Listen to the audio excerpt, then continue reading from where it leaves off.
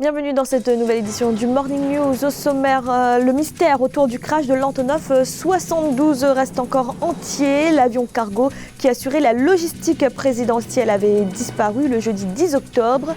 L'épave a depuis été localisée, mais les résultats de l'enquête sont toujours attendus. Légère reprise de la croissance au Nigeria. Le Fonds monétaire international prévoit une croissance à 2,3% en 2019, tirée principalement par les secteurs pétroliers et agricoles. Et la journée internationale de la femme rurale était célébrée ce 15 octobre. Au Maroc, le groupe OCP a organisé à cette occasion la deuxième édition de l'initiative Al-Moutmir pour les femmes agricultrices. Il avait disparu des écrans radars jeudi dernier, le 10 octobre, avec à son bord 8 personnes, dont des militaires. L'Antonov 72, opéré par la force aérienne de République démocratique du Congo, assurait la logistique présidentielle. Il contenait notamment la voiture blindée du chef de l'État. Depuis, l'épave a été localisée dans la province de Sankuru et des corps ont été découverts, mais les résultats de l'enquête n'ont pas encore été dévoilés. Reportage notre correspondant Jacques Amboka. En République démocratique du Congo, les premiers résultats de l'enquête du crash d'Antonov 72 enregistrés par la force aérienne pour la logistique présidentielle sont de plus en plus attendus. Annoncé pour lundi 14 octobre, puis repoussé à mardi 15, la cellule de crise mise sur pied ne s'est toujours pas exprimée. Nous entendons toujours, mais jusqu'aujourd'hui, là où cet Antonov-là c'est écrasé, on ne sait pas si c'est au Congo, si à l'extérieur du Congo, on ne sait pas. D'abord, la première conférence, c'est que nous entendons d'abord que le jour où le chef de l'État lui-même va se prononcer, les meilleurs résultats que nous attendons vont sortir de la bouche de notre chef de l'État. Les dernières informations sur ces crashs font état des débris de l'Antonov 72 trouvés près des collets dans la province du Sankuru. 4 corps sans vie ont été trouvés et sont en cours d'identification. Ces crashs survenus le 10 octobre 2019 a provoqué la colère des militants de l'Union pour la démocratie et le progrès social. Pour les dirigeants de ces partis, la manifestation des militants a été infiltrée. L'FCC ne nous a jamais traduit en justice que nous avons volé sa victoire. Au contraire, c'est la Mouka. C'est pourquoi je l'ai dit, je continue à le dire. Ce qui s'est passé ici, il y a eu une main noire, une infiltration de nos amis de la Mouka, que je demande de se comporter comme des opposants, de faire l'opposition comme nous en avons fait pendant 37 ans. À bord de cet Antonov qui a décollé de Goma vers Kinshasa, se trouvaient quelques personnels de la logistique présidentielle et les éléments de la garde rapprochée, le chauffeur personnel du chef de l'État et sa Jeep blindée. C'est une étape capitale qui a été franchie pour l'exploitation du gisement de fer du Mont Nimba. La Guinée a conclu un accord qui doit permettre d'expédier ses produits miniers par le Libéria. Cet accord vient régler le problème du transport qui a longtemps freiné les investisseurs. Aïssatou Bari. La Guinée vient de lever le dernier verrou de l'exploitation de l'immense gisement de fer du Mont Nimba. Avec le Libéria, les deux pays ont conclu un accord pour l'évacuation via les infrastructures portuaires libériennes, les produits miniers du pays. Une avancée significative étant donné que le problème de transport des minerais de fer se situant près des côtes libériennes a longtemps bloqué les travaux. Cet accord permettra la mise en production de gisements de fer en Nimba, Zogota et de graphite, important pour la diversification de la production minière guinéenne et générera des bénéfices socio-économiques pour les deux pays. La Guinée compte sur l'exploitation minière pour améliorer ses recettes, développer ses infrastructures et créer de l'emploi. Le transport de la production via le Libéria sera soumis à une taxe comprise entre 0,25 et 2 $. Rappelons que le revenu du secteur minier représente aujourd'hui 25% du budget national. Dire maintenant qu'on signe un accord pour que le produit minier soit transporté vers le Libéria, ça n'a aucun avantage pour la Guinée. Alors que si nous mettons des rails, ça va régler double problème. Un transport de personnes et un problème de transport des produits agricoles qui, par ricochet, va financer, inciter la production agricole, surtout la production vivrière. Selon une étude réalisée en 2015, le gisement de Nimba hébergerait environ 1 milliard de tonnes de minerais de fer à haute teneur contenant de très faibles niveaux d'impurité. La compagnie High Power Exploration prévoit de développer la mine avec une capacité de traitement initiale de 5 millions de tonnes par an, extendue sensible plus tard à 20 millions de tonnes par an. Les perspectives de croissance pour le Nigeria s'améliorent. Le Fonds monétaire international prévoit 2,3% de croissance pour 2019. Une performance permise par la reprise des secteurs pétroliers et agricoles. Le FMI salue également la réforme de la TVA introduite par le gouvernement. Amanadji. La croissance économique nigériane, entrée en quasi-léthargie depuis quelques années, devrait enregistrer cette année une légère reprise.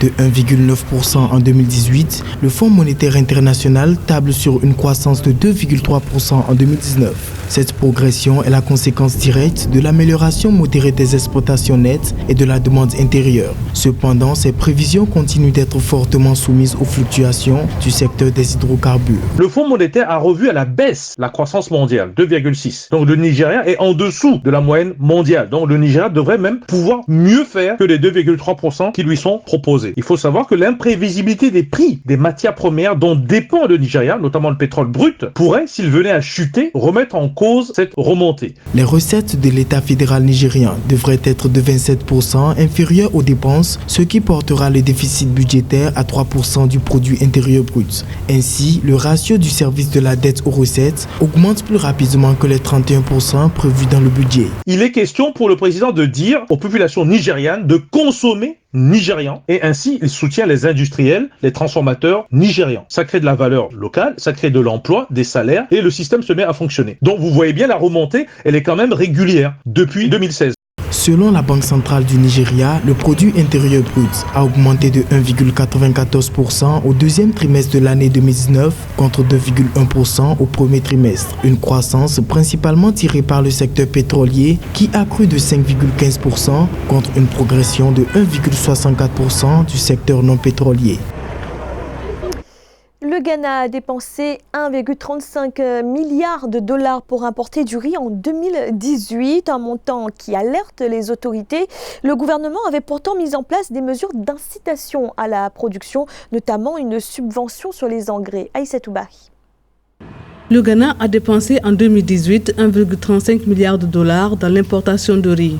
Un paradoxe étant donné que le pays dispose d'immenses potentiels pour la culture du riz, une facture jugée trop lourde par les autorités.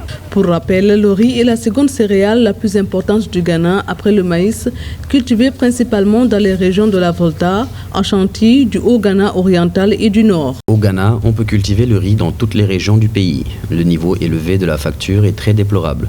Je lance un appel au secteur privé afin de s'investir dans la production de riz aux côtés du gouvernement. Selon le département américain de l'agriculture, le Ghana devrait consommer entre 2019 et 2020 1,17 million de tonnes de riz contre une production de 470 000 tonnes. Une consommation annuelle de riz par tête qui devrait atteindre 40% d'ici 2020 contre 35 kg actuellement. Il va de soi que lorsque la productivité agricole, production de riz est faible, cette production n'arrive pas à satisfaire la demande nationale. Et ensuite, l'accès aux intrants, l'aménagement des bassins, l'accès au financement, les questions liées même au foncier. Donc tous ces éléments-là font qu'il n'est pas évident qu'à très court terme que le Ghana puisse satisfaire toute sa demande de riz. En 2018, le gouvernement a subventionné les semences de riz et de maïs à hauteur de 50%, ainsi que les engrais dans le cadre du programme Planting for Food and Job Campaign. L'objectif est de réduire de 30% les importations de riz d'ici 2021, ce qui fera passer la production nationale de 442 000 à 600 000 tonnes. Ce 15 octobre était célébrée la journée internationale de la femme rurale. À cette occasion, le groupe marocain OCP a organisé la deuxième édition de Al Moutmir. C'était à l'université Mohamed VI Polytechnique à Ben Guerir, une initiative qui promeut la place des femmes dans le secteur agricole. Reportage de notre envoyé spécial à Ben Guerir, Olivier Connor.